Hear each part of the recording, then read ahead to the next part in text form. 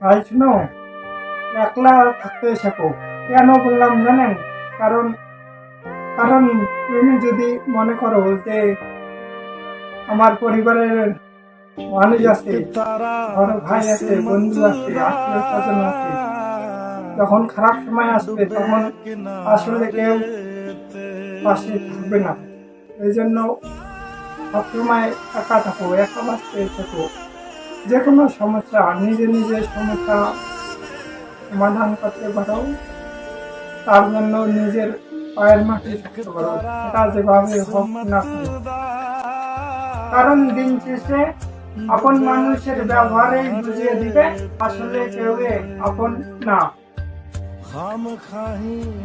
এই জন্য ভাই সবসময় একা থাকো, কারো প্রতি বেশি আশা করিও না।